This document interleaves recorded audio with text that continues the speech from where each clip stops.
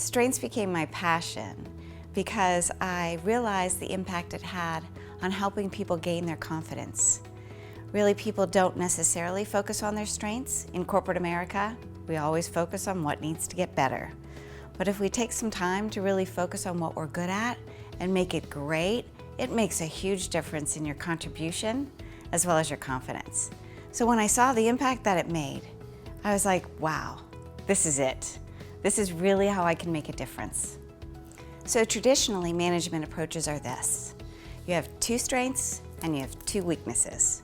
We spend about 10 minutes talking about your strengths, confirming how fabulous they are for 10 minutes. And then we take about 45 minutes and talk about your opportunities, which, by the way, will never be your strengths. So you spend all this time talking about things you're never going to be good at. You walk out feeling worse than when you went in. To the contrary, if you focus on what you're great at, recognize what you're not good at. We're not trying to ignore those things, but recognizing what you're not good at, you figure out ways to work around those lesser strengths and focus on making the strengths that you have fabulous. So before I came in, I was kind of thinking that we were going to talk about like ways to make our strengths and our weaknesses better, because I know everyone has both of those. But really, it just was focused on talking about the strengths, which I think was awesome. Cynthia did a really awesome job at explaining why we shouldn't focus on our weaknesses and why we should continue to build our strengths.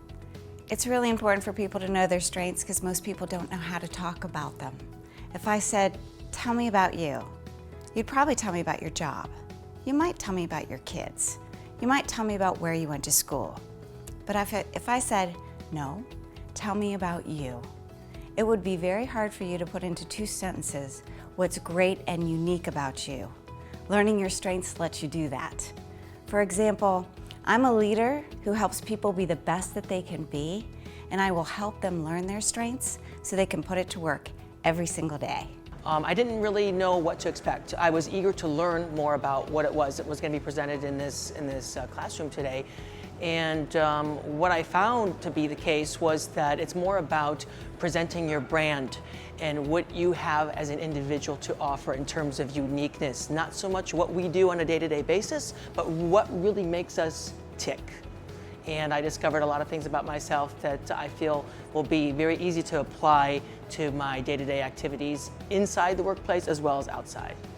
So when I've worked with folks on their strengths, one of the ways that it's been applied within their professional world has really been making the confidence statement to their manager about, this is what I bring to the table.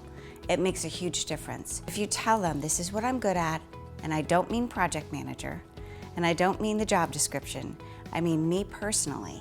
This is how I'm different, unique, and the best at what I can be for the group.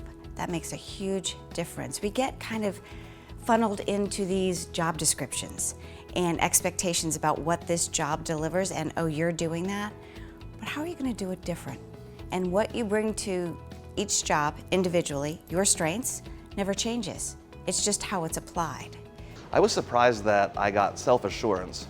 I do have an internal compass that guides my decision making, but I always find myself checking with other people.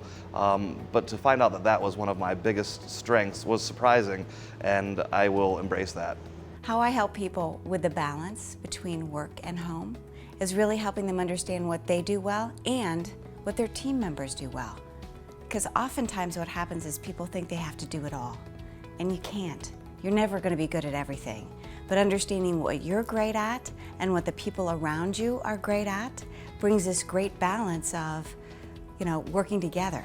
So what I bring to the table to help our managers be better, if there's a situation where we've got a new leader, a new group of people, or change in an organization, that causes angst for all those involved.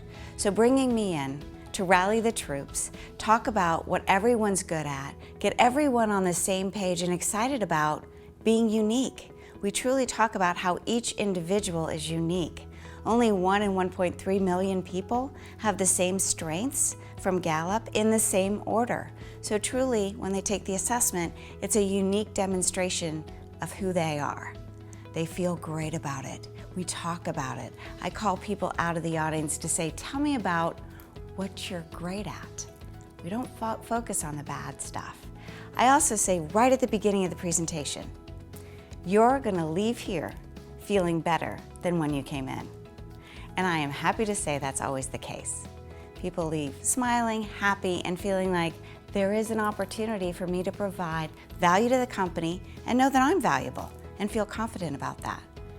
I have a great enthusiasm that's contagious. I love being in front of all sizes of groups, small, large. I've done webcasts. There's a lot of different ways to touch a lot of different people with the same story, but helping each person feel that they bring unique and valuable assets to the company. That's a huge jump start on getting everybody on the same page. So when you hire Cynthia, that's what you get.